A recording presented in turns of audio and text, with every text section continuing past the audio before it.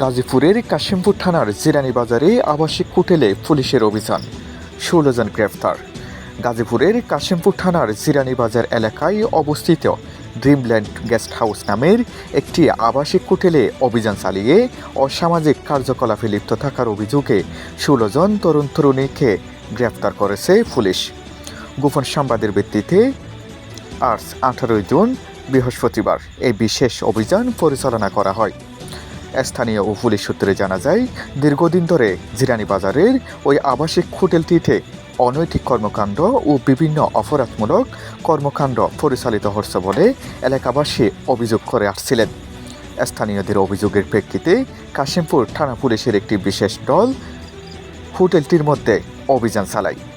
অভিযান চলাকালে অসামাজিক কার্যকলাপে জড়িত থাকার দায়ে হোটেলটির বিভিন্ন কক্ষ থেকে 16 জনকে আটক করা হয়। এদের মধ্যে নারী ও পুরুষ উভয়ই রয়েছেন। কার্যক্রম অংশ হিসেবে এখানে অভিযান পরিচালনা করা হয়। অভিযানকালে আমরা 11 জন মেয়ে, মহিলা এবং 5 জন পুরুষকে পেয়েছি। তো প্রাথমিকভাবে যেটা মনে হয়েছে যে এখানে অবৈধ কার্যক্রম, যে নারী পরিচয় অন্যান্য যে অবৈধ কার্যক্রম এখানে সংঘটিত হয়েছে।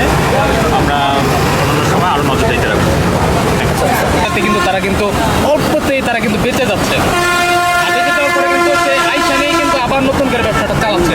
এখন বিষয় হচ্ছে সবাই আইনি বিশেষ করে সুবিধা পাওয়ার অধিকার আছে। দেখা যাচ্ছে কোর্টে যারা যাচ্ছেন, আমরা আমাদের এজাহার দাখিল করছি, তারা বিবেচনা করছেন সব কিছু বিষয়াদি, যে এই আইনের থেকে তাদের কতদিনের মধ্যে জামিন দেওয়া যাবে না যাবে সব কিছু বিচার বিশ্লেষণ করে তারা হচ্ছে একটা যথাযথ একটা ডিসিশন দিয়েছেন কোর্ট থেকে। সেই প্রেক্ষিতে তারা জামিন পেয়েছেন এবং তারা এসে তাদের কার্যক্রম, আমরা যদিও সেই সময় আমরা বন্ধ রাখছিলাম, হোটেলটা বন্ধ রাখছিলাম এবং তারা দিন ধরে কিন্তু বন্ধ ছিল। সেই প্রেক্ষিতে তারা আবার দেখা গেছে মুচলেখা দিচ্ছে, মুচলেখা দিয়ে বলছে যে তারা সুষ্ঠুভাবে তাদের ব্যবসায়িক কার্যক্রম পরিচালনা করবে। তো আমরা চাই যে তাদের ব্যবসা, আমাদের যেটা বৈধ ব্যবসা, যেটা বৈধ ব্যবসা, আবাসন ব্যবসা, সেটা সঠিকভাবে চলুক। এক্ষেত্রে যেন কোনো অবৈধভাবে সেটার সুযোগ তারা নিতে না পারে। এই ব্যক্তিতে আমি যেটা প্রথমেই বললাম যে নিয়মিত কার্যক্রমের অংশ হিসেবে আমরা আজকে এখানে এসেছিলাম।